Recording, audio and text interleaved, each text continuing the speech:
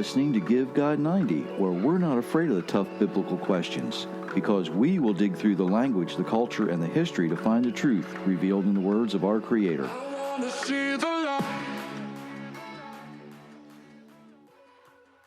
Hello, everyone. Thank you for letting us spend some time with you today.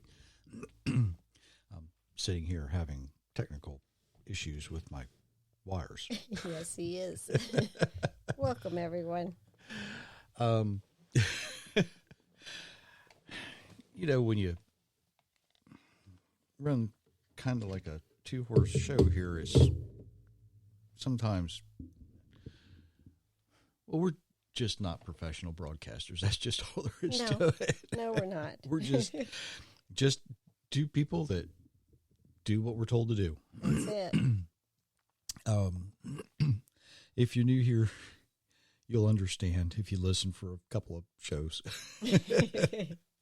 And we certainly thank everybody that keeps listening for putting up with us, too. We sure do. Oh, my. If you are new, don't forget to go to givegod90.com. Check out the things there. The books are there. You can't buy them there. You have to go somewhere else for them. And I suggest a local bookstore, by the way. They need the business, too. And, you know, it really, really helps us, you know, the analytics and all the computer stuff if you do, you know, hit the like buttons and share and subscribe and all that kind of stuff. Do all the things that you help usually us go do. higher in the ranks. Doesn't cost you anything. Doesn't cost us anything either. So, and we don't make any money off of it. No, we don't. Yet. Probably never will, but that's okay.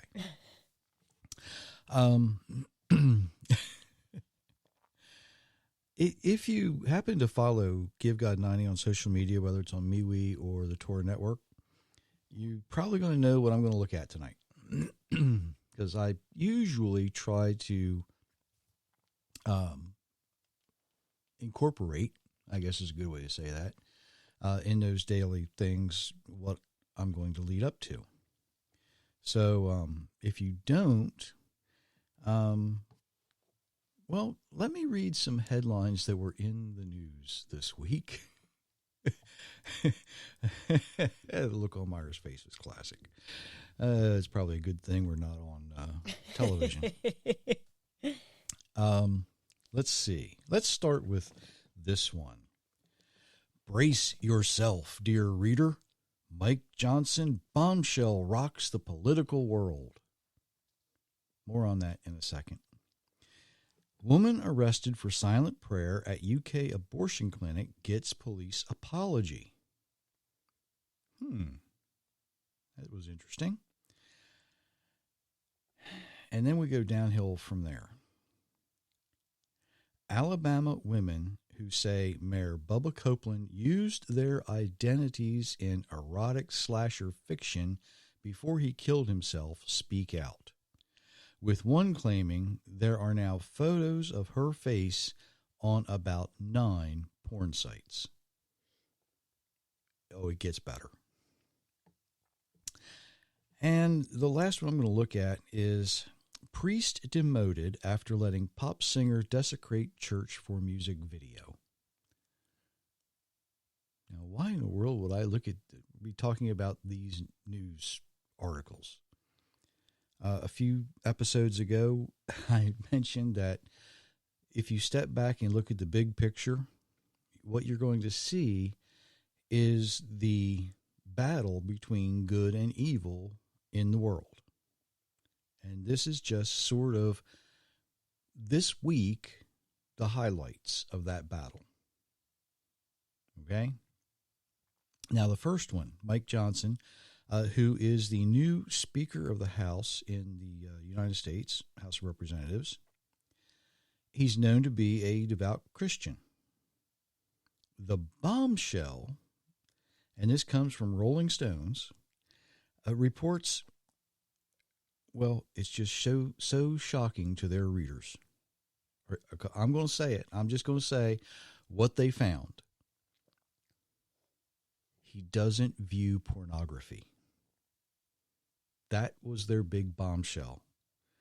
That's what upset their readers so horribly. He doesn't view Pornography? Oh, the horror. Oh, the humanity, as someone once said. I guess it's news when somebody doesn't watch naked people do what naked people do. Okay? Now, I don't know him. I've never met him. I have no idea what he's like in person. But if this is the worst thing that Rolling Stones can find about a politician, they're not the investigative reporters that many of their readers think they are, right? Right. I mean, the man's a public figure. He's a politician. And that's what they come up with? You know, maybe Johnson really is trying to live an upright life. I mean, that would kind of make him a bad politician, wouldn't it? Or would it?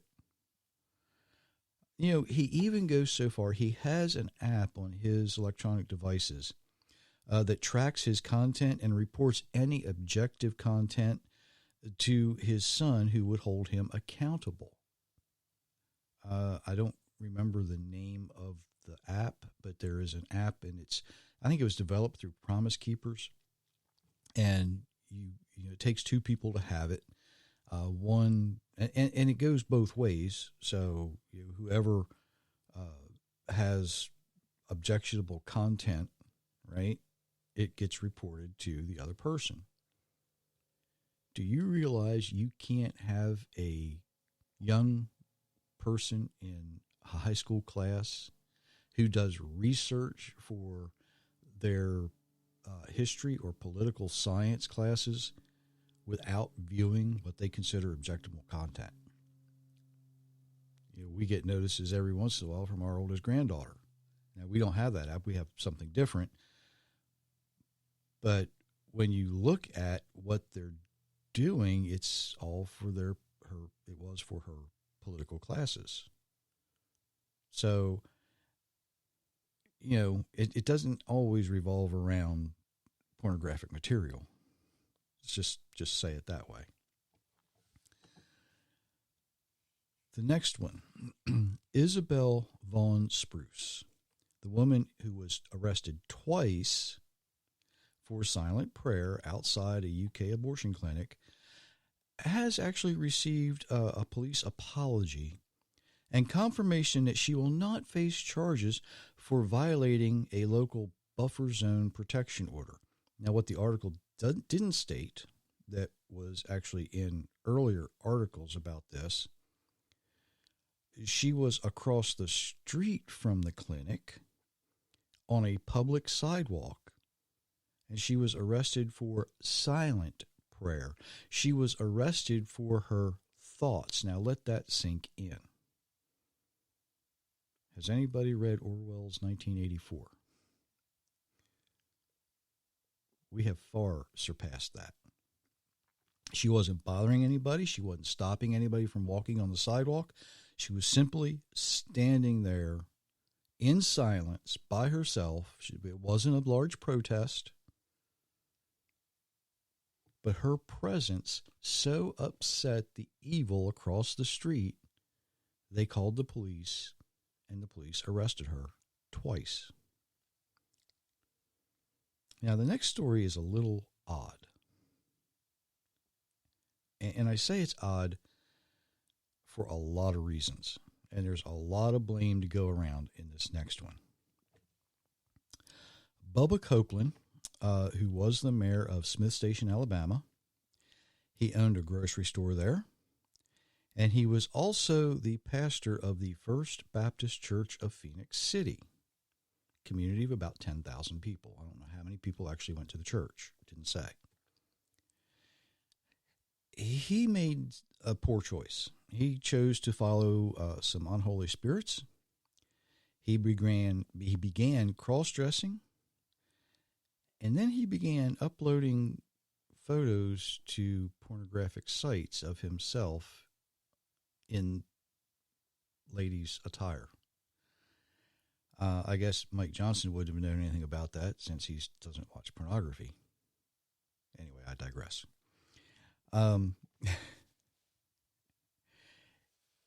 Mr. Copeland actually wound up committing suicide in front of the police after his embarrassing action was made public.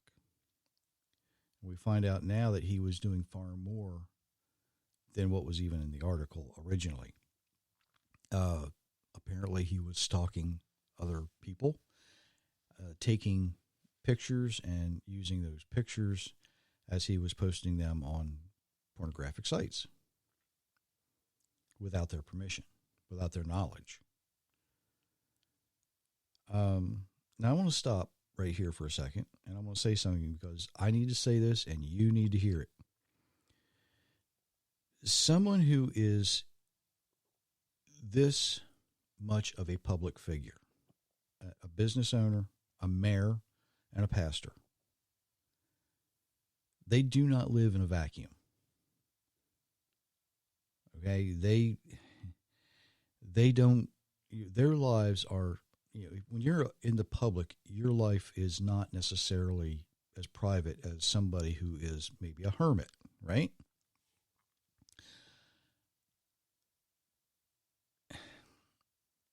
Somebody had to know what was going on. You just cannot, in today's world, with all of the cameras we have, with all of the surveillance that's there, and let's face it, church ladies, with all of the gossip that you have, somebody had to know something wasn't right. Somebody had to know what was going on.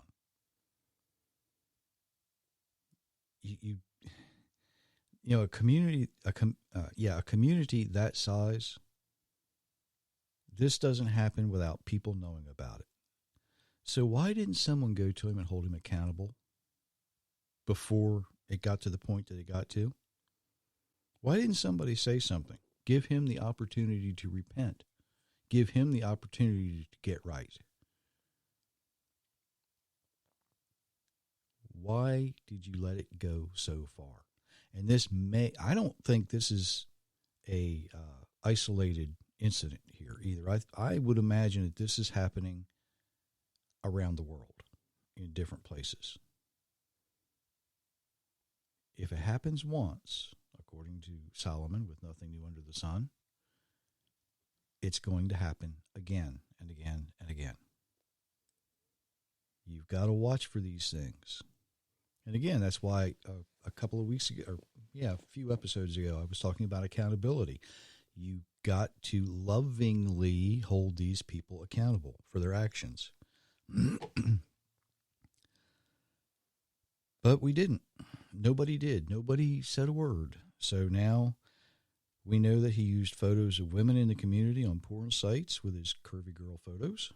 He was a rather large person. A pastor, politician, and a business owner. Public figure.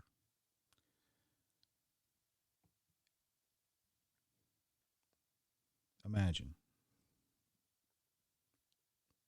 That one is tragic for a lot of reasons. And no, it was not just himself who was the victim. He left a lot of victims.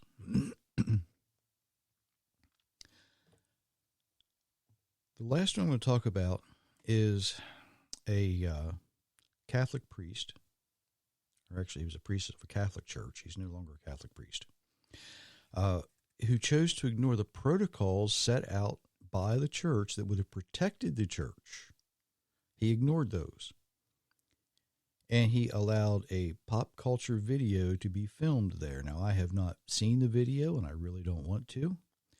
The article describes this video as being about a woman who commits murder and then goes to the church for confession, which sounds kind of oddly correct on the surface, but she is very far from repentant, which makes her confession more of a boasting statement than a confession. She was bragging about what she did. No repentance there. Nothing. So the church has demoted him. He no longer has any authority in the church. And again, making very poor decisions. And I've got to say, as I look at the news, I no longer look at it as that headline, this article, that article. You kind of lump them all together and you step back and you can see what's happening. and when you look at what's going on in the world, we think it's bad, right? We think it's bad. But you have to be able to step back and get the bigger view, get the bigger picture. Now, a few years ago, we actually took our oldest granddaughter to an art museum. There was an exhibit there. I don't remember the artist's name. That escapes me. You don't remember it either. No, I didn't think so. If you look at the way this particular person paints, he's very, very talented. He includes some old homes, some landscape sites, some old trees in the wintertime. Some of them are a little dark, yes, because they're kind of creepy old houses that he paints. Some of them aren't. But if you just focus on the picture, you miss the bigger picture, right? Right.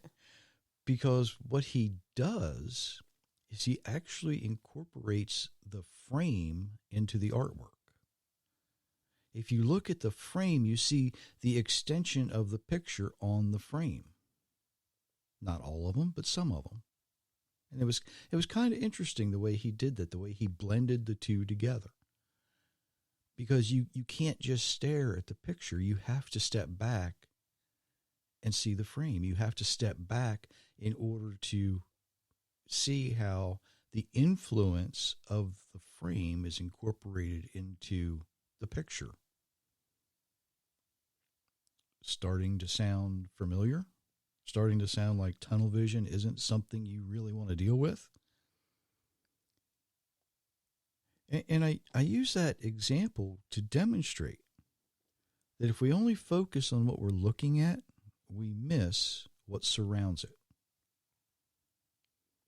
When we focus on what we think we should be looking at, we miss those outer influences. See, in each of the articles I referenced,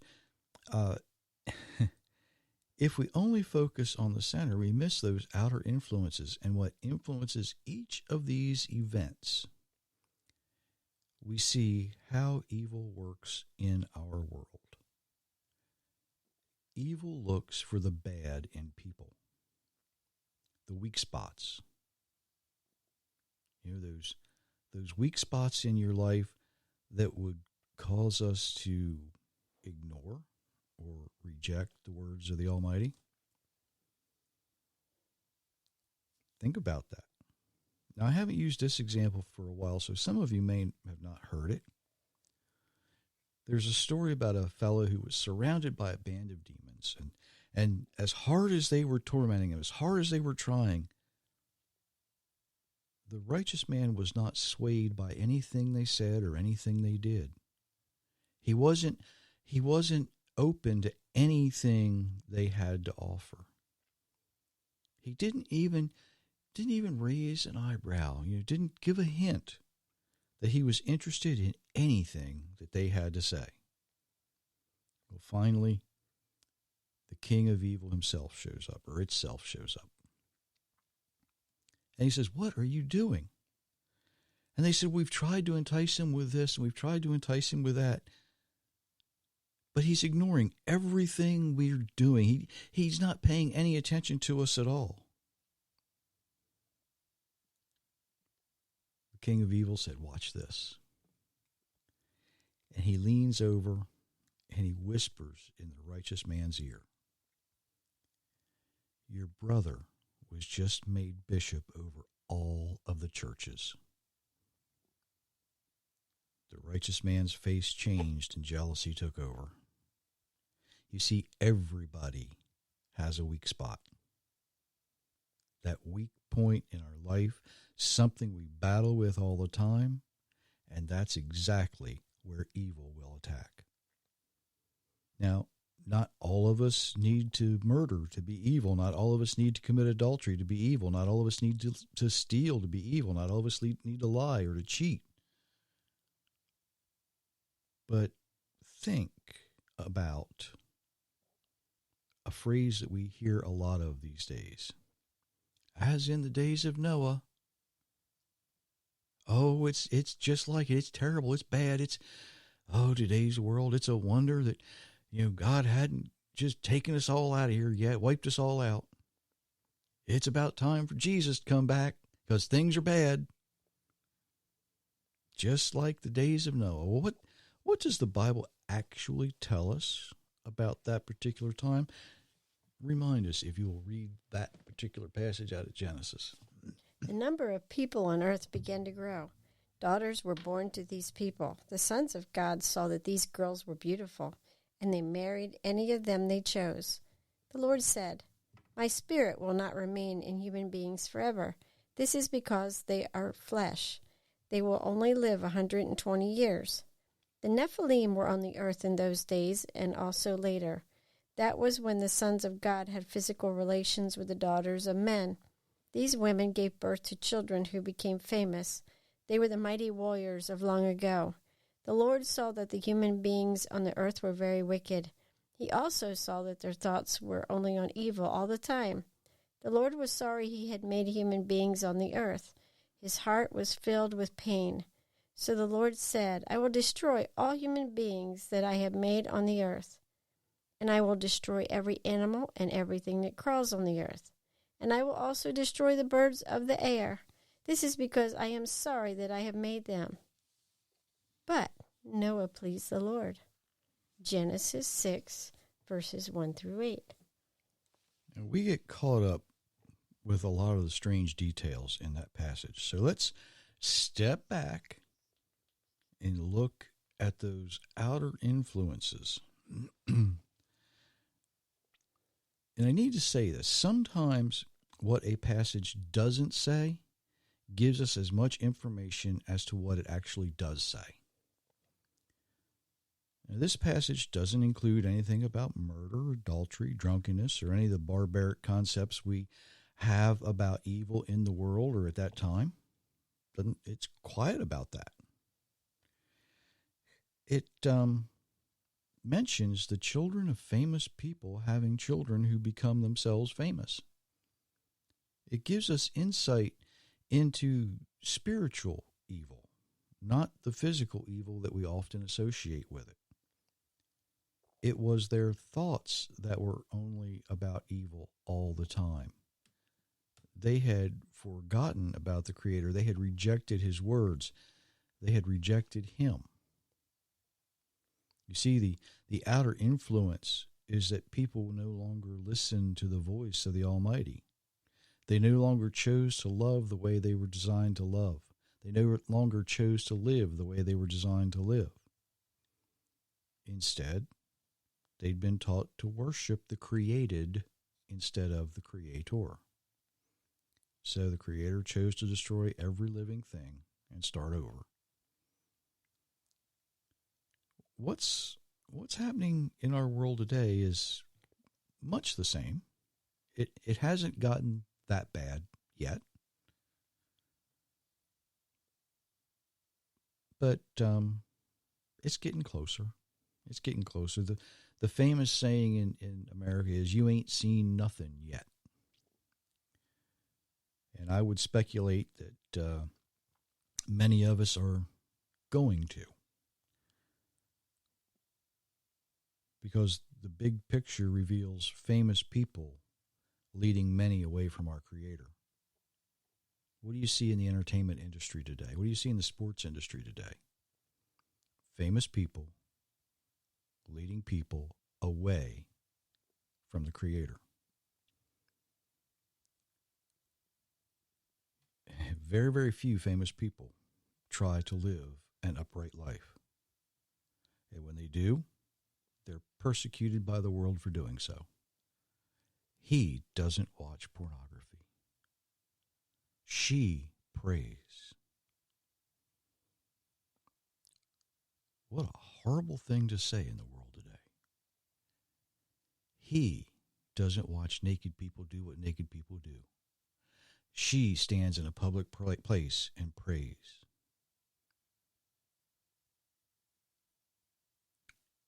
That the world says that's horrible. The world teaches us that's bad. Think about this. He's a pastor who cross-dresses. He's a pastor who doesn't follow church protocol. What a great thing, says the king of evil. Where will you stand? Bigger question, are you willing to be held accountable? See, we need to remember, life will go on. Why isn't our Creator more concerned about our physical death than our spiritual death? Because we are created as eternal beings, not terminal beings. When your life ends on this particular world, you will be resurrected in another. And where you spend that eternity, that's for each and every one of us to choose while we're here. Because you don't get to choose it later. Because you ain't seen nothing yet. You think it's bad here? Wait till Judgment Day. There's going to be a whole lot of people that you just know. You just know where they're going to wind up. Or do you? There's going to be a whole lot of people you think are going to wind up in a good place that might not. How many of the congregation just knew their pastor, oh, he's such a fine man, he's going to heaven when he dies. Oh, yes, it's wonderful. Oh, it's great. Only to find out he's not so wonderful. He had issues. He had a weak spot. He had problems. And nobody said anything. How many times do we see good people persecuted for doing the right thing? How many times do we see bad people lifted up for doing the wrong thing? Who's going to say great things about you? Will it be the king of evil or the creator of the universe? That choice is completely up to you. What do you want to hear? On Judgment Day, what do you want to hear? Well done? You did good? Stand over there with the lambs?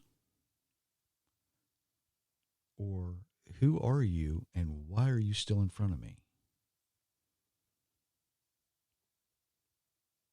Those are your choices. Those are your only two choices. You either live out your, well, I shouldn't say it that way. You either spend your eternity in the presence of righteousness and goodness, or you spend your eternity, well, the Bible describes it as being tormented. Those are your only two choices. Where will you wind up? What words do you want to hear? Who are you? Why are you here? I don't know you. There's a diving board into the lake of fire right over there. Go walk across it. Or, hopefully, you want to hear, well done. You did good. You did exactly what I asked you to do. You lived the life I designed you to live. That's your choice. And you can choose before you can't. Because once you take your last breath on this world, it's too late. It's that simple. Where are you going to be? Where do you want to be? You know, some of you might be thinking, well, I'm going to have a lot of friends in that lake of fire. Maybe I'll join them. Not sure that's worthwhile. Others might think it's boring to be in the presence of righteousness. It's anything but boring. But the choice is yours. Where will you wind up? Something to think about until Monday. And hopefully you make the choice to join us then. Yes, we'll see you on Monday. So until then, many, many blessings, everyone.